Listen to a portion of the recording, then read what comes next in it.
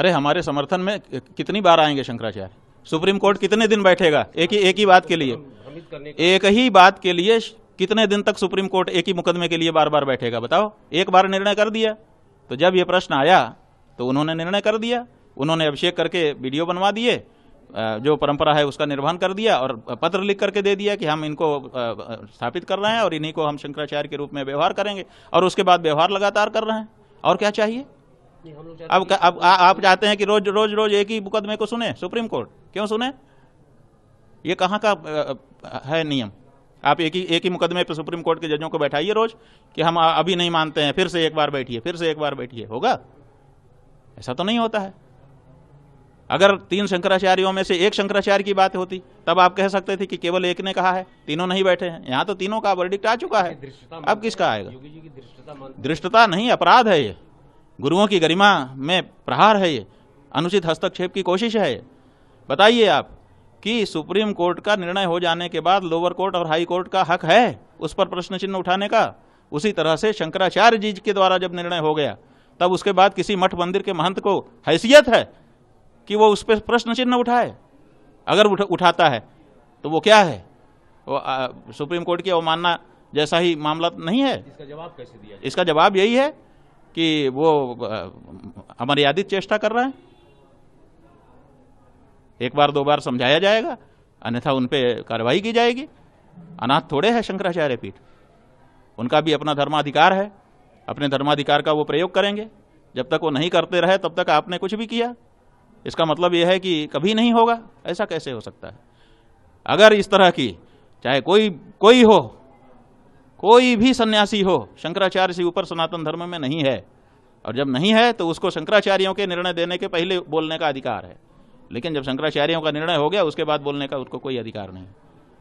इसलिए अगर कोई उसके बाद भी बोलता है, इसका मतलब है कि वो अपने गुरुओं का अपमान कर रहा है। ये ठीक नहीं। सरकार और आपके बीच में लगातार तल्खियां बढ़ती जा रही हैं। नहीं, हमारे और सरकार के बीच में नहीं, आप इसकी सही व्याख्या करें। ये सनातनियों और कालनेमियों के बीच की तकरार है।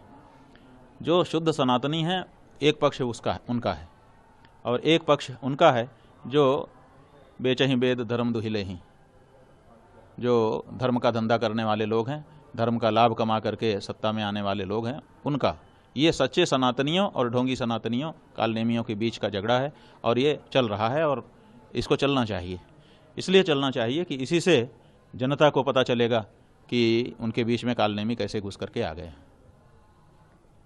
कल उन्होंने विधानसभा में शंकराचार्य के शब्द को लेकर के भी एक बयान दिया कि लिख देने से नहीं शंकराचार्य कोई हो जाता है। अभी भी विवाद बना हुआ है। ऐसा है कि हमने अभी सवेरे देखा, लोगों ने दिखाया हमको कि उनका एक वक्तव्य आया है। उन्होंने उदाहरण दिया कि देखो, कोई भी व्यक्ति अपने आप को मुख्यमंत्री कह करके घूम सकता है क्या? नहीं घूम सकता। कोई भी व्यक्ति अपने आप को विपक्ष का नेता कह करके घूम सकता है क्या? नहीं घूम सकता। कितनी बढ़िया बात कही। इसी तरह से शंकराचार्य भी, कोई भी अपने आप को शंकराचार्य कह के नहीं घूम सकता, न लिख सकता। बात तो बिल्कुल ठीक है, लेकिन उन्हीं की बात से ही निकल करके एक प्रश्न आता है। जब वो कह रहे थे कि कोई भी व्यक्ति अपने आप को मुख्यमंत्री कह के घूम सकता है, तो उसी में से प्रश्न निकलता था कि ये बताओ, आदित्यनाथ अपने आप को मुख्यमंत्री लिख सकता है कि नहीं लिख सकता है? वो तो लिखेगा ना, दीगर कोई नहीं लिखेगा, लेकिन आदित्यनाथ तो लिखेगा।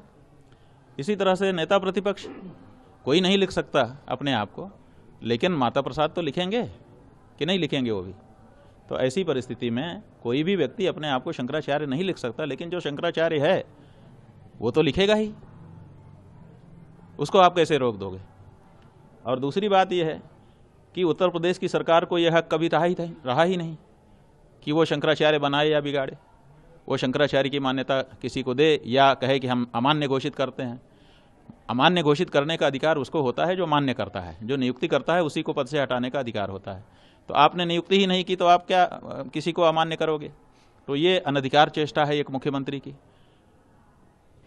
लोकतंत्र के मंदिर में खड़े होकर के, जहां पर सत्य निष्ठा की शपथ ली हुई है, वहां पर इस तरह की झूठ बात बोलना कि अब कोई भी अपने को शंकराचार्य नहीं कह सकता। तो जो शंकराचार्य है वो अपने आप को शंकराचार्य नहीं करेगा तो कहेगा तो क्या कहेगा? शंकराचार्य तो अपने आप को शंकराचार्य ही कह सकता है और कुछ कह ही नहीं सकता है।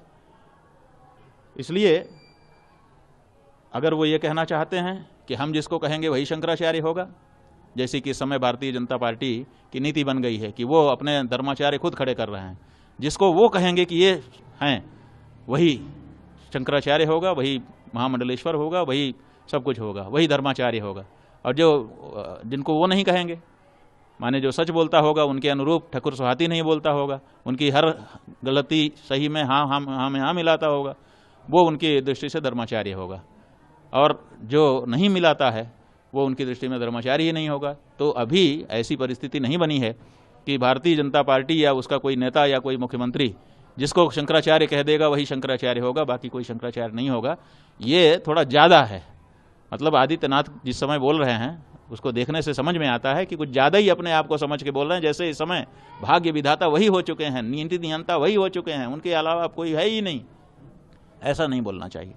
शंकराचार्य एक परंपरा है और शंकराचार्यों के यहाँ शंकराचार्य बनाने की अपनी एक प्रक्रिया है, विधि विधान है।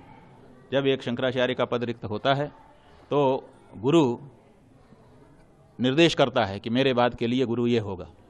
जैसे दलाई लामा जब चले जाते हैं तो उनके यहाँ एक प्रक्रिया है, जैसे और भी जगह पर प्रक्रिया होती है उसी तरह से यहाँ पर भी एक प्रक्रिया है। और शंकराचार्यों की नियुक्ति में किसी का दूसरे का रोल नहीं है सिवाय शंकराचार्यों के। मठामनाय महानुशासन नाम की जो किताब है शंकराचार्य जी के द्वारा बनाई गई, उसी के द्वारा शंकराचार्यों के मठ गवर्न होते हैं। दूसरा कोई संविधान वहाँ लागू नहीं होता है। उसमें साफ साफ आदि शंकराचार्य जी ने लिखा हुआ है, परस्परेण कर्तव्या ही आचार्येण व्यवस्थिति ही। आचार्यों को चाहिए कि परस्पर मिल करके वो व्यवस्था बना लें। तो जब एक पीठ का प्रश्न होता है तो बाकी की 3 पीठ के शंकराचार्य मिलकर के उसमें जो व्यवस्था बना देते हैं वही हो जाती है। तो जब ज्योतिष पीठ रिक्त हुआ हमारे गुरुजी महाराज के ब्रह्मलीन हो जाने पर, तो ज्योतिष पीठ का प्रश्न आया तो बाकी के 3 के शंकराचार्य थे, उन्होंने इस पर अपनी व्यवस्था दी। 3 लोग मिलकर के व्यवस्था दे रहे थे। द्वारका और श्रृंगेरी के शंकराचार्यों ने हमको शंकराचार्य के रूप में अभिषेक कर दिया, अभिषेक करके मान्यता दे दी। पुरी के शंकराचार्य जी ने कहा कि हमसे मांगा नहीं इसलिए हमने दिया नहीं, उनका एफिडेविट है। हम लोगों ने उनसे इसलिए नहीं मांगा क्योंकि उनके शिष्यों के द्वारा उस समय फेसबुक आदि पर कुछ बातें लिखी जा रही थी। हम लोगों ने सोचा शायद गुरुजी ही ऐसा चाहते होंगे, तो उनसे मांगने ही नहीं गए। तो जब उनसे मांगा नहीं, उन्होंने दिया नहीं, तो इसका मतलब वो साइलेंट रह गए और 3 में से 2 का वर्डिक्ट आ गया। तो सुप्रीम कोर्ट में जब जज बैठते हैं 3 जज होते हैं, 2 लोग जो कह देते हैं वही हो जाता है। तीसरा जज अगर विरोध में भी हो, यहाँ तो विरोध में नहीं है, वो कह रहे हैं हमसे पूछा ही नहीं, तो ऐसी परिस्थिति में शंकराचार्य पद का ज्योतिष पीठ का निर्णय हो गया।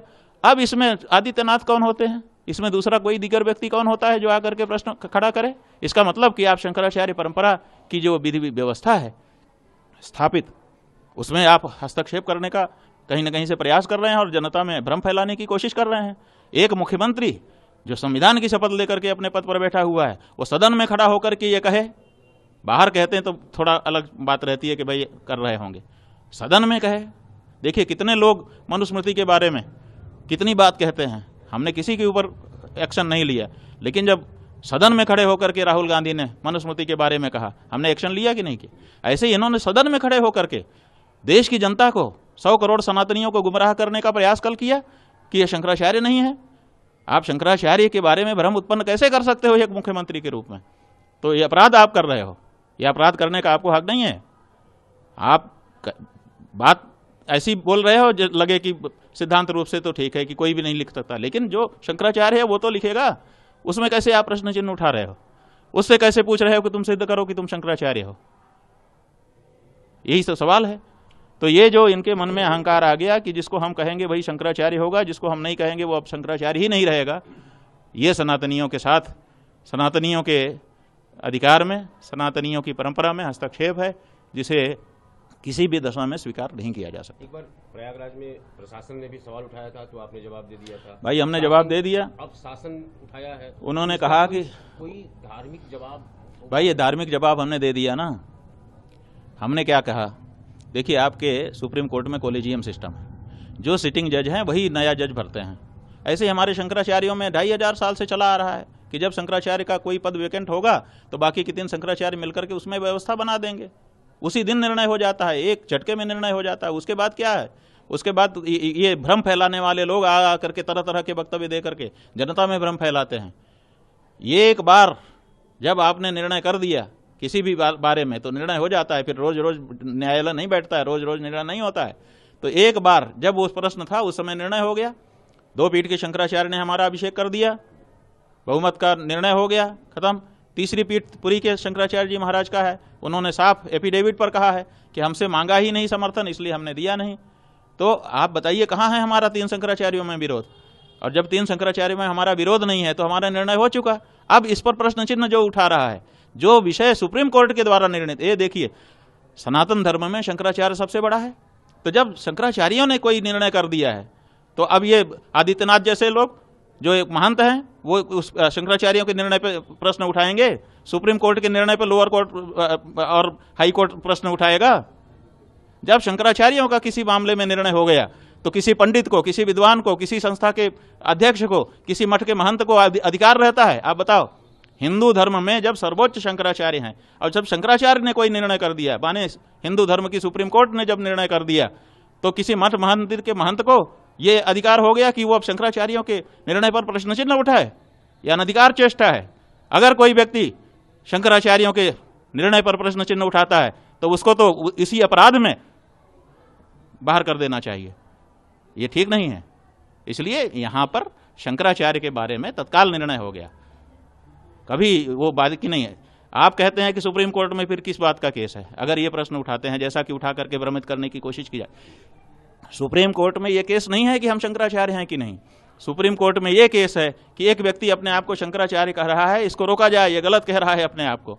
हमारे गुरुजी ने स्वामी वासुदेवानंद के ऊपर यह केस किया था निषेधाज्ञा के लिए कि साहब इसको रोक दीजिए, अपने आप को गलत ढंग से शंकराचार्य कह रहा है, शंकराचार्य नहीं है ये। तो वो मुकदमा उनको रोका जा चुका है, लोअर कोर्ट से रोक दिया, अपील कोर्ट से रोक दिया, हाई कोर्ट से रोक दिया, अब सुप्रीम कोर्ट में लिंगर करके बैठे हुए हैं।